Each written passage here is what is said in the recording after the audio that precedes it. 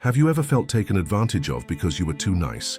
Have you ever taken on extra tasks at work because you didn't know how to say no? Or perhaps you've given in to other people's demands, even when it meant neglecting your own needs?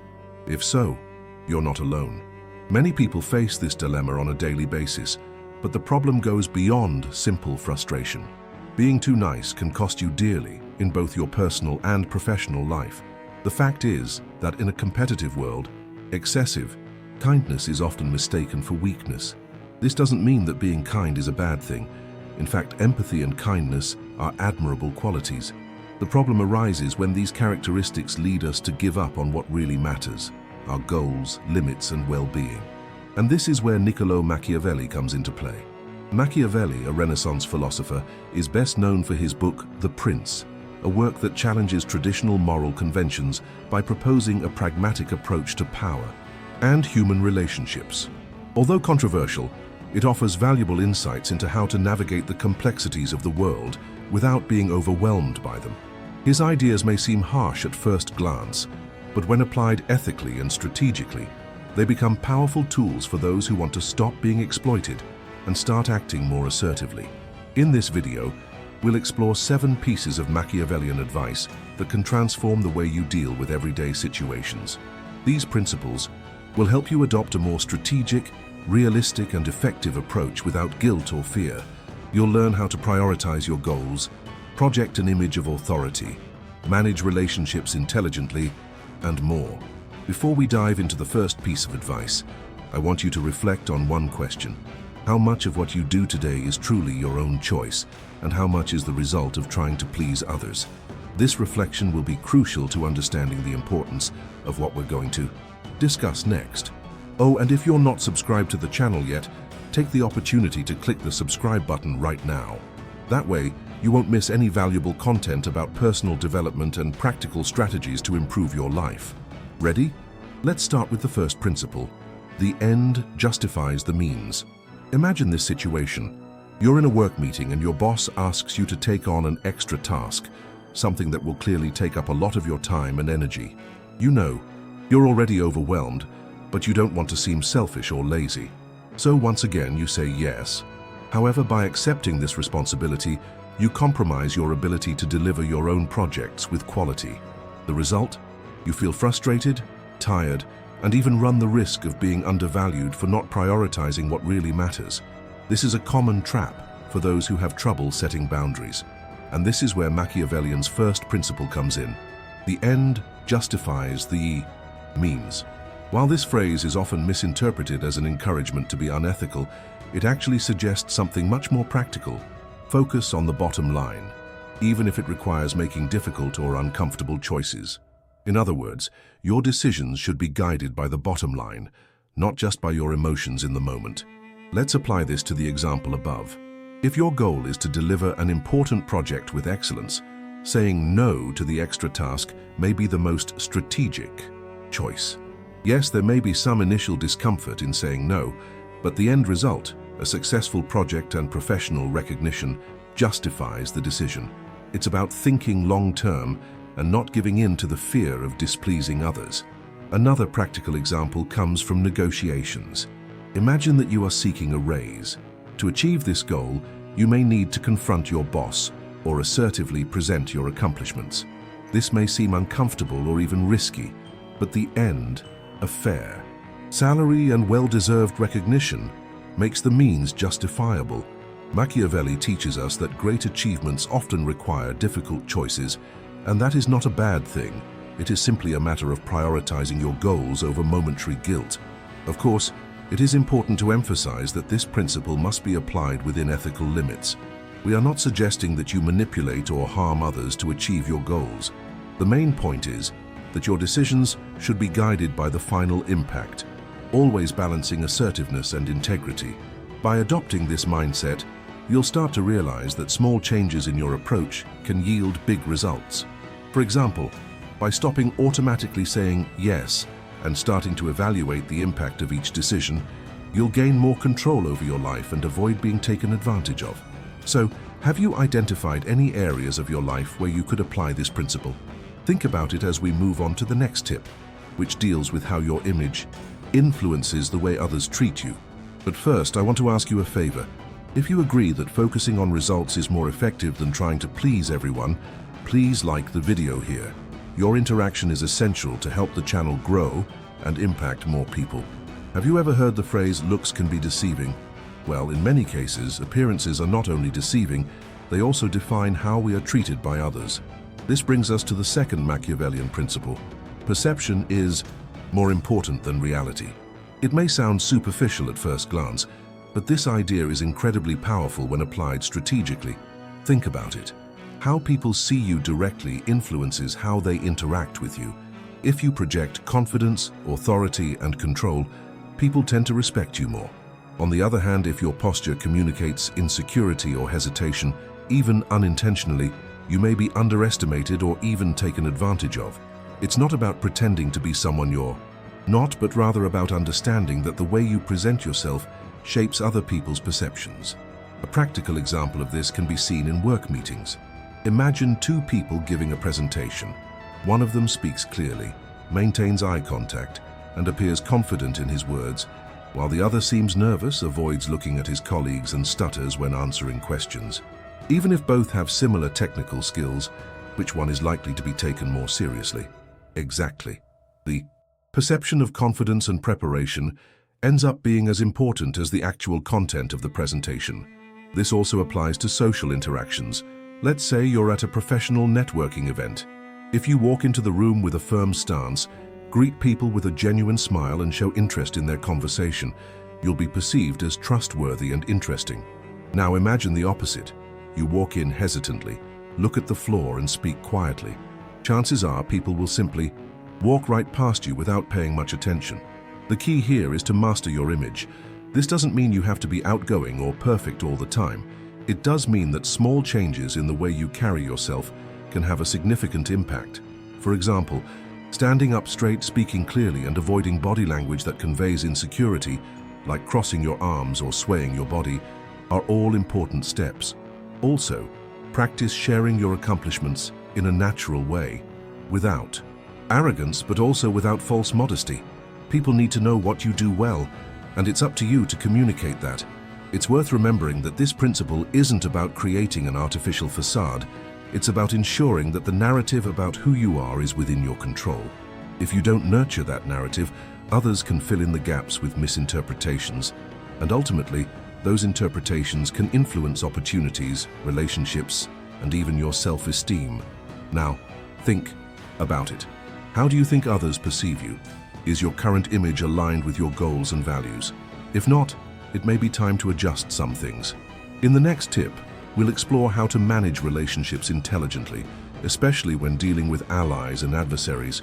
If you've ever watched movies or TV shows about politics or business, you've probably heard the famous phrase, "Keep your friends close and your enemies closer."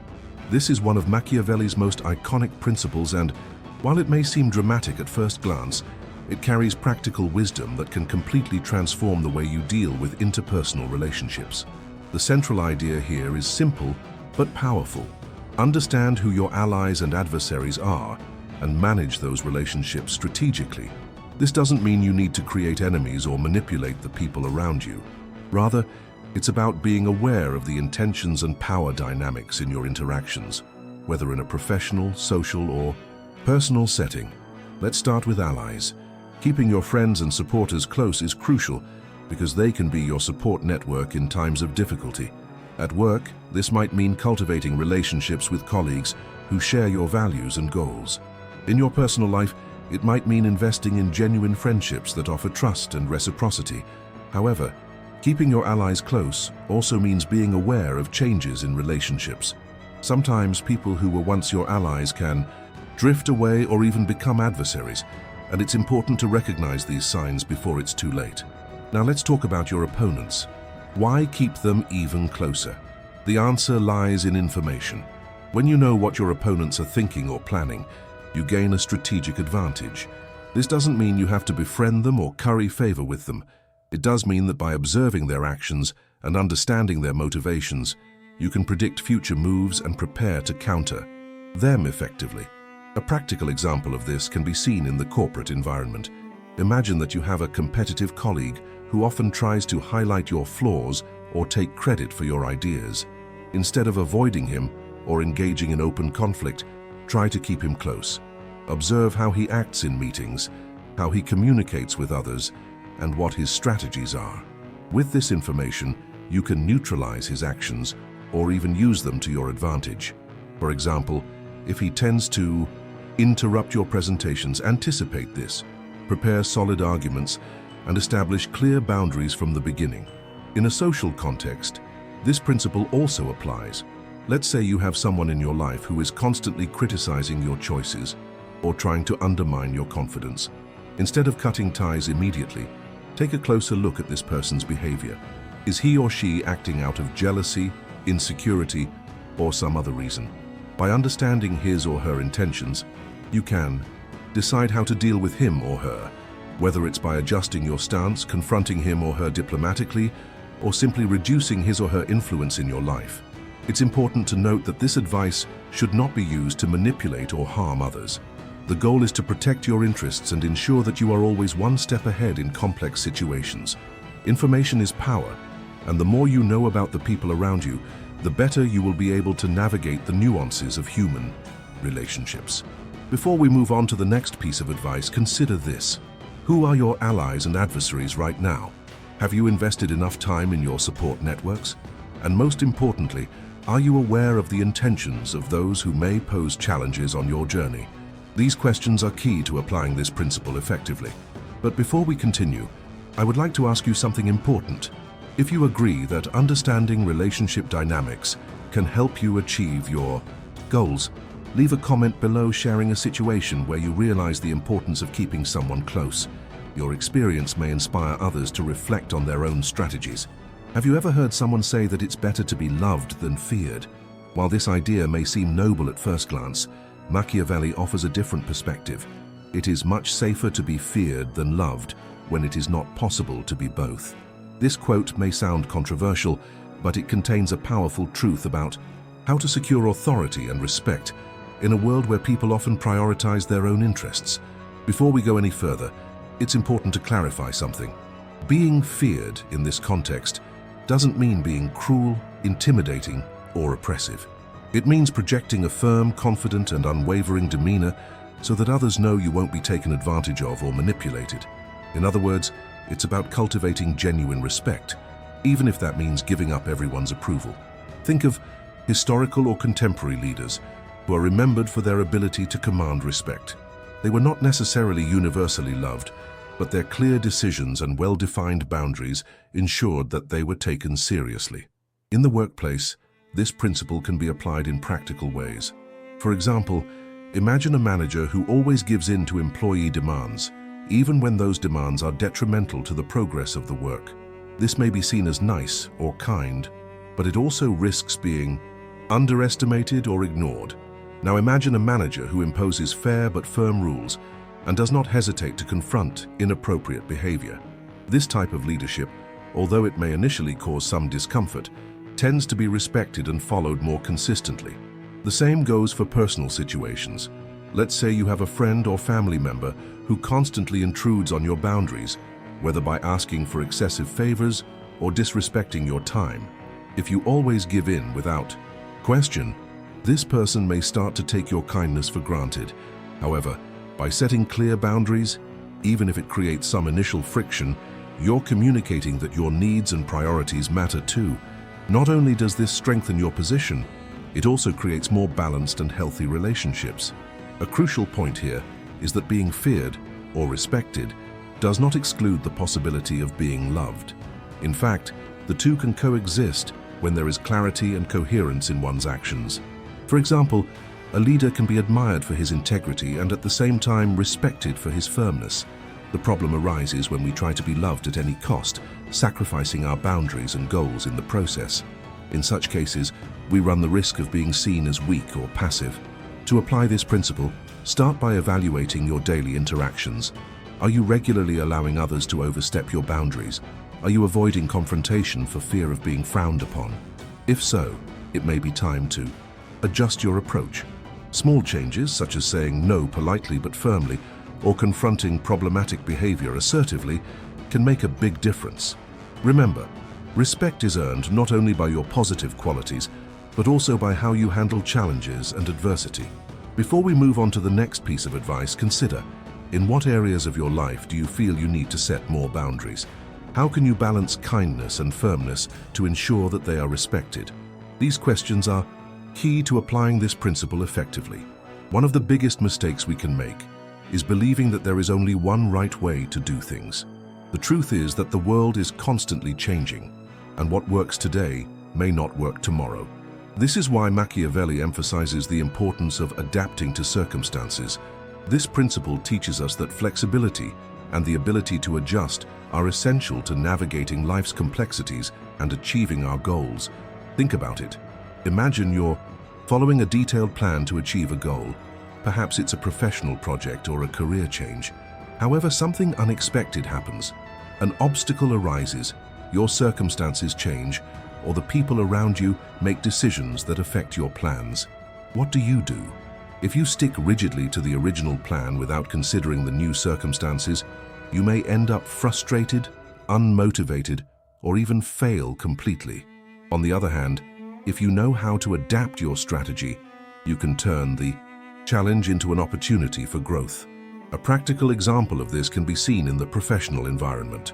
Let's say you're leading a team on an important project, but suddenly the market changes, and so do the client's priorities. In this case, continuing to follow the initial plan without adjustments can lead to failure. However, by quickly assessing the new situation and adapting your approach, whether by changing deadlines, redefining goals, or reallocating resources, you demonstrate not only flexibility, but also resilience and strategic intelligence. This principle also applies to your personal life. Imagine that you've decided to pursue a certain career because you've always dreamed of it, but along the way, you realize that your passions and skills are evolving in a different direction. Instead of clinging to your initial plan for fear of giving up or disappointing others, you can use this change as an opportunity to explore new horizons. Adapting doesn't mean abandoning your goals. It means adjusting your route to get where you really want to be. The key here is to understand that being too rigid can be detrimental. Of course, having firm principles and values is essential, but mistaking this for stubbornness can limit your possibilities. For example, someone who insists on applying the same approach in every situation, regardless of the circumstances, risks falling behind while others move forward. Being flexible is not a weakness. It is a strategic skill that allows you to reinvent yourself and stay relevant. To put this principle into practice, start by observing how you deal with change. Do you tend to resist it, or do you find ways to adapt? When unexpected situations arise, do you panic, or do you see them as an opportunity to learn and grow? Small actions, such as being open to feedback or trying new approaches, can help you develop a more adaptable mindset. Remember, those who can adapt to their circumstances are the ones who come out ahead. Before we conclude this chapter, consider, in what areas of your life could you be more flexible? How can you use the changes around you as opportunities to evolve? These questions are essential to applying this principle effectively. We come to the last two Machiavellian pieces of advice, which are equally powerful and complementary. Fortune favors the bold, and keep emotional control. These principles remind us that great achievements require courage, but also emotional balance to make strategic decisions. Let's start with the first one. Fortune favors the bold. This principle teaches us that in order to achieve something extraordinary, you need to step out of your comfort zone and take bold action. After all, those who never take risks never experience the possibility of success. Think of someone who has always wanted to ask for a promotion at work, but hesitated for fear of being rejected. By finally summoning the courage and taking action, that person not only increases their chances of success, but also demonstrates self-confidence and determination, qualities that often impress even their superiors. However, being bold does not mean acting impulsively or without planning. This is where the second principle comes in. Keep emotional control. Decisions made under pressure or influenced by intense emotions can lead to irreparable mistakes. Imagine someone who receives constructive criticism at work and, instead of reflecting on the feedback, reacts defensively or aggressively. This not only damages your image, but also limits your professional growth. On the other hand, staying calm and analyzing the situation rationally allows you to respond strategically and effectively. These two principles work as a powerful duo. Courage drives action, while emotional control ensures that action is well directed. Together, they help you face challenges with confidence and clarity, maximizing your chances of success. Now that we've explored the 7 pieces of Machiavellian advice, I want you to consider, how can these principles transform your life? Maybe it's time to stop worrying too much about other people's approval and start acting more strategically. Remember, the world is a game of power, and you have control over how you want to play it. Before I close, I would like to leave one last request. If you liked this advice and want to continue receiving valuable content about personal development and practical strategies to improve your life, click the subscribe button right now. That way you won't miss any videos and will always be one step ahead in your growth journey. Also, turn on notifications to be notified whenever new content is published. Remember, what defines your trajectory is not what happens to you, but how you choose to react. With this Machiavellian advice in mind, you are ready to stop being exploited and start acting with intelligence, assertiveness, and purpose. Until next time.